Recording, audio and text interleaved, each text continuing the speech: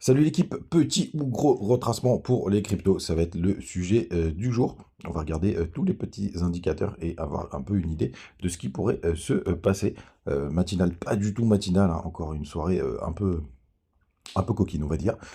Donc, pas très en avance, mais c'est pas grave, je suis toujours là. Le BTC, il est stable ce matin, 63 800. On est à 0%, pareil pour Ether, on est un peu au-dessus des 2600 $. Le reste de l'Europe, il y a quand même quelques belles perfs, notamment Crypto Clébar qui pousse un joli 4,3%. On a Shiba aussi qui est en forme, tiens, ça va être la journée des clébards, 10,8%. Sur le milieu du tableau, rien de très intéressant. On a PP qui pousse aussi un joli 5,5%. Phil qui pousse 4%. WIF, 10%, c'est normal, c'est la journée des clébards. Ben, vous voyez, il performe.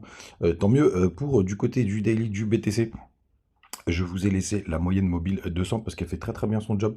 Enfin, pour l'instant, parce qu'on l'a réintégrée parfaitement. Là, on essaye de la retester ce matin. Alors, il y a quand même pas mal de petits fake out, mais c'est quand même la garante des tendances haussières et baissières pour le coup. Donc, c'est pour ça que ça vaut le coup de la regarder. Vous voyez ici, il y a eu beaucoup de fake out. En général, quand on est rejeté, quand même, il y a plus souvent quand on a une réintégration, il y a plus souvent quand même une correction.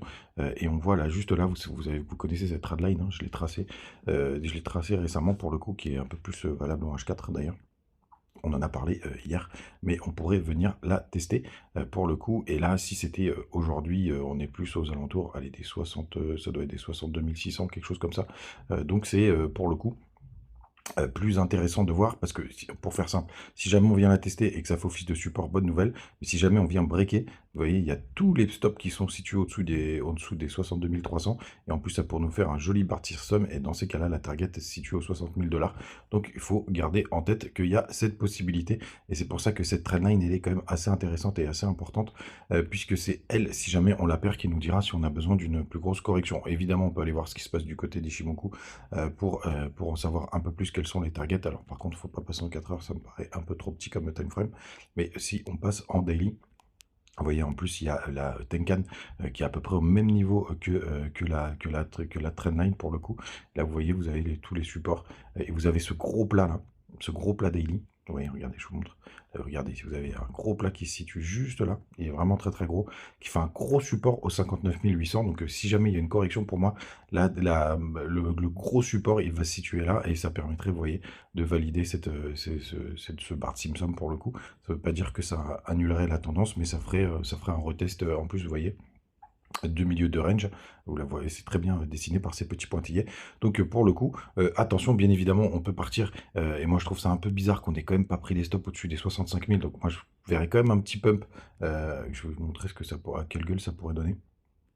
Non, on la voit pas ici, mais c'est sur des grosses, voilà, un truc comme ça.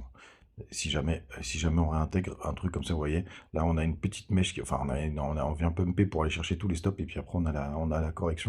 Je verrais bien un truc comme ça si jamais on réintègre. Alors ce sera pas bearish, il faut espérer que les alts entre temps ils aient pris pas mal de jus pour que la correction elle soit minime et qu'on se retrouve à des niveaux à peu près au niveau où on est actuellement, pour le coup en tout cas sur les alts.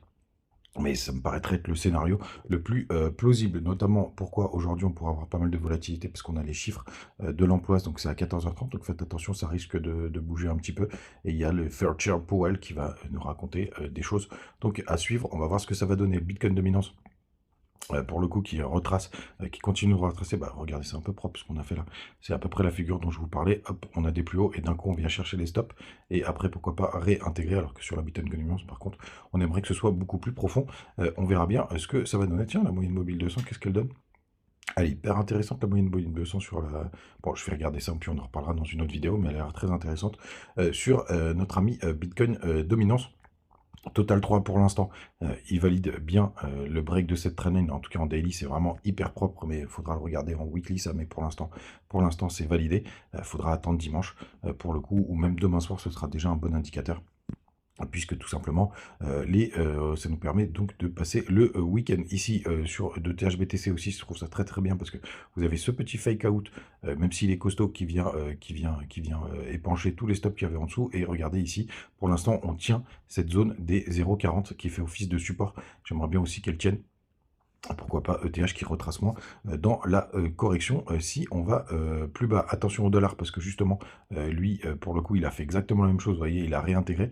Alors j'aime moins ça, mais c'est rien de dramatique pour l'instant. Et puis même un dollar qui latéralise sur ces niveaux-là, ce sera largement suffisant pour faire du bull run, pour faire un bull run, pardon, faire du bull run. Pour le coup, c'est assez, c'est suffisant, hein, bien entendu. On a eu un nouvel ATH pour le SP500 hier.